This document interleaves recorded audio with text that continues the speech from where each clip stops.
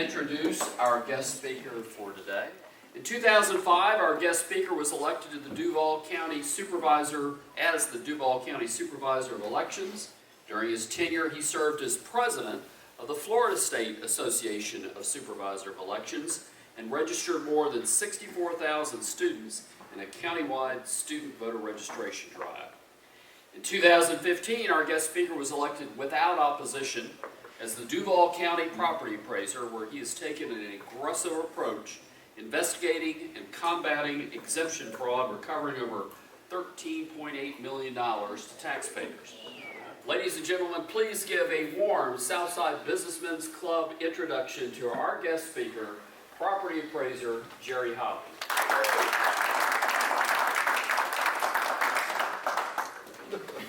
Thank you all for having me. One of the things I love to do every election cycle, as part of the election love that I have, is talk about the amendments.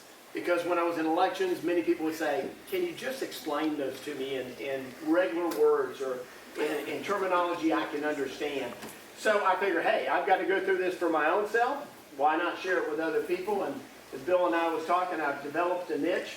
Doesn't pay any bills, but hey, it's fun going out there and I get a free lunch every now and then. So, all that being said, let's get into the amendments. There are 6 amendments that will be on your ballot in November, or that people are voting now absentee. 4 of them were put on by citizens, and you may ask, well, gee, if I could put on a ballot, what does it take? Well, the average cost to put an amendment on the ballot is somewhere between $5 and $9 million. So if you've got some extra change, you want to hire some people to go get some petitions signed, that's how you do it. Always remember this on amendments. If you vote no, the world stays the way it is. If you vote yes, there's a change. No keeps it the way it is. Yes, there's a change. All amendments in the state require 60% to pass. Amendment number 1, put on by citizens. In fact, the group was, citizens voters. Okay, this one changes one word in the state constitution to 2 words. It changes the word every to only a. Here's what changes. So instead of every, it says only a citizen of the United States who is at least 18 years of age and who is a permanent resident of the state, if registered as provided by law, shall be an elector of the county where registered, changing every to only.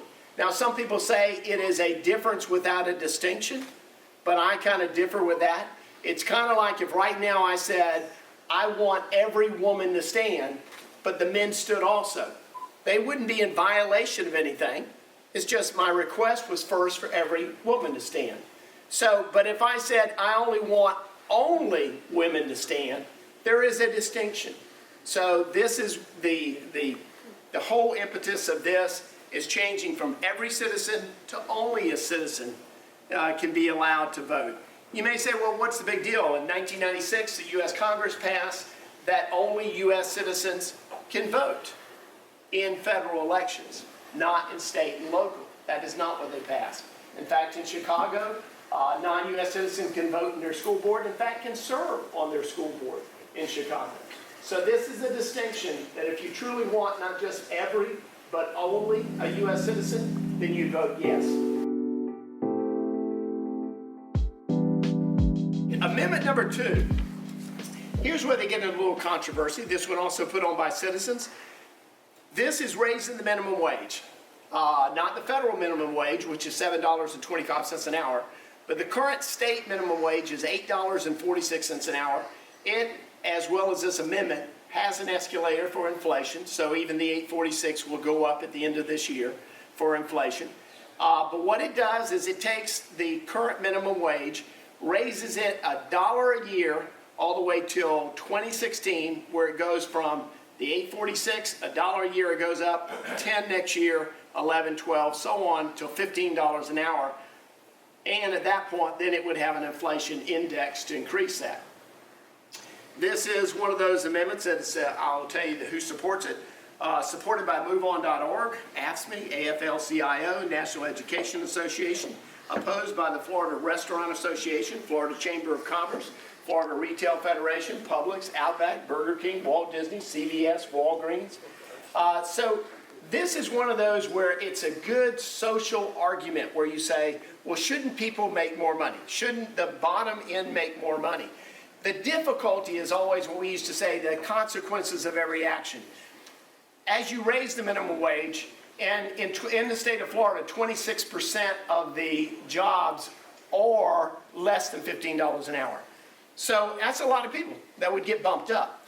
Where it hurts sometimes is the people that are making $15, $16, $17 an hour, because they don't get a bump.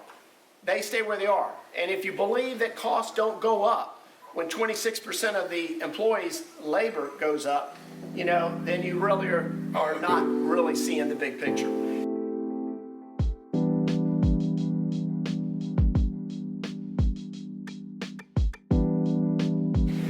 Amendment number 3. This was put on by all voters vote, and this is an interesting concept, especially my background in elections. You know, we always, as supervisor of elections, when I was that, always wanted to see everyone participate. You know, we really didn't look at, well, we want to see people who think of the same like mind to vote. We want to see everyone in the voting process. So at first, this intrigues you. What this does is, in a sense, does away with partisanship. This is for state elections, for the state legislature, state senate, cabinet, and governor. What this does is eliminates the partisan primaries. In other words, there would not be Republicans running against each other in August, and the winner of that going to face their opposition in November, whether it be a write-in or a Democrat or an independent in November. And so it would eliminate the partisan primaries.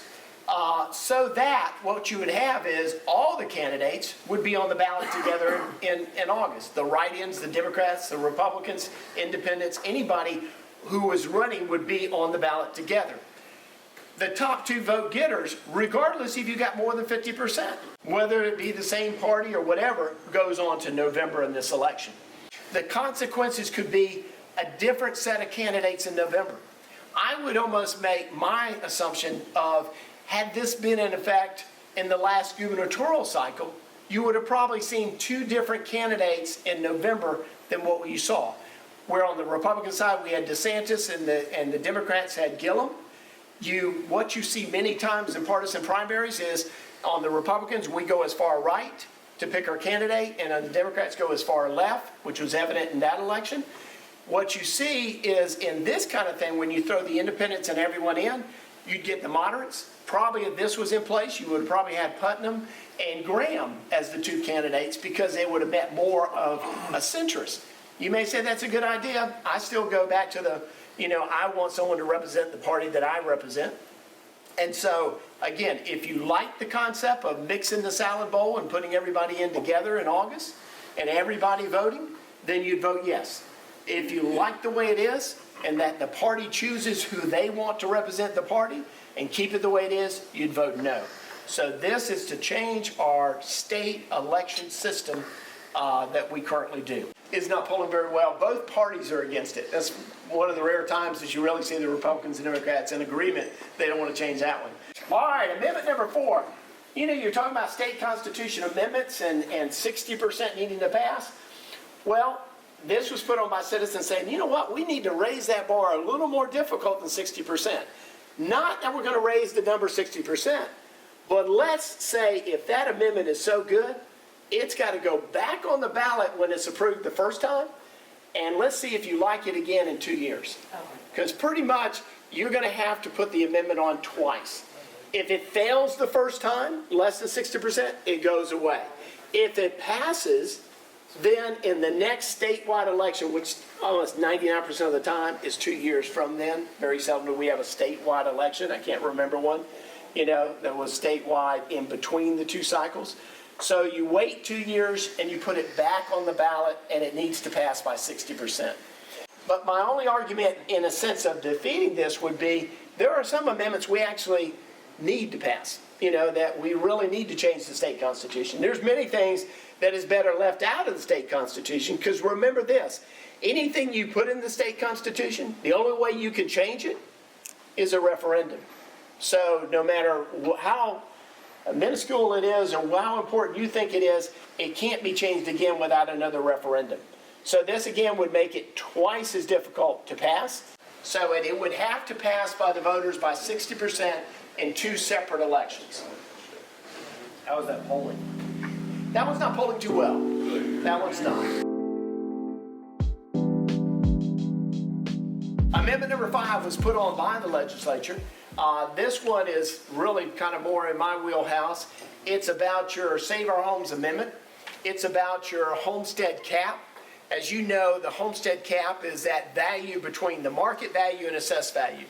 And what the legislature did, and obviously Save Our Homes cap back in 1992, was to keep people from being taxed out of their homes so that the assessed value could never go up more than the consumer price index or 3%, which normally has been averaging over that period of time a little bit less than 2%.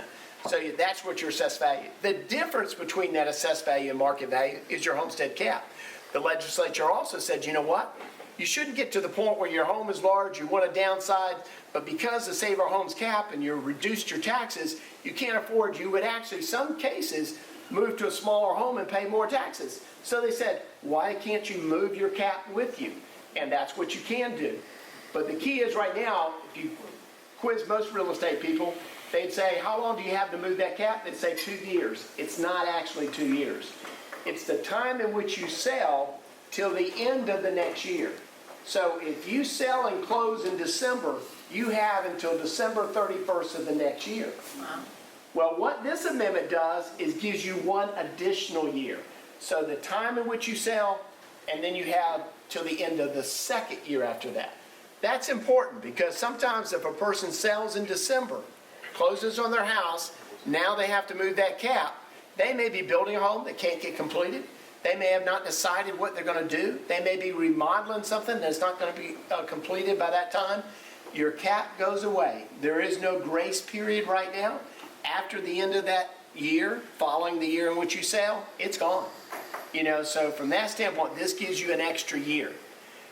This is supported by all the property appraisers. We like it because we hate telling someone who comes in January that your homestead cap went away just a few days ago and you didn't move it in time.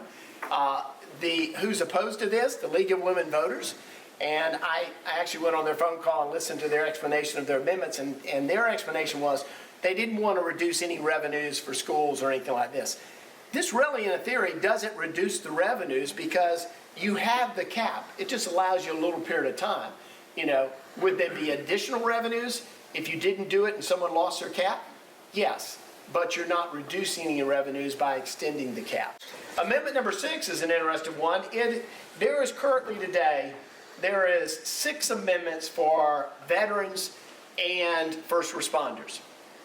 5 of those amendments that allows discounts for the veterans and first responders allow them to be passed on to the surviving spouse. This is the only one that does not allow currently the way it's written. And I really think it was probably an oversight because this is the discount for these veterans are veterans who were wounded in battle that have a percentage of disability as determined by the Veterans Administration, and they must be 65 years of age. It allows them a discount of their ad valorem taxes, but it doesn't transfer to the spouse. This is the only one. It's opposed by the League of Women Voters, and I challenged their president. I said, let me get this right. You're against something where the spouse, and in 92% of the times it's a woman, will not benefit from their spouse passing away. You'd rather, and then he said, well, it's again reducing revenues. I said, no, they already had the discount. You're just extending the discount. And they said, well, we might need to reconsider that one, but I don't see that happening. But anyway. And really the consideration of how much that discount is, because it doesn't amount to. It doesn't amount to a lot. It depends on the disability. If it's 100% disabled, it is. But these are, when you really read the other discounts, this isn't a disability that was in a this was during combat, the designated combat operation that they were disabled in. If there's any one of the discounts, this one is as deserving as any of the others to go to the spouse. So yes, would allow it to transfer to the spouse. If the spouse remarries, the discount goes away, but it does allow it to transfer to the spouse.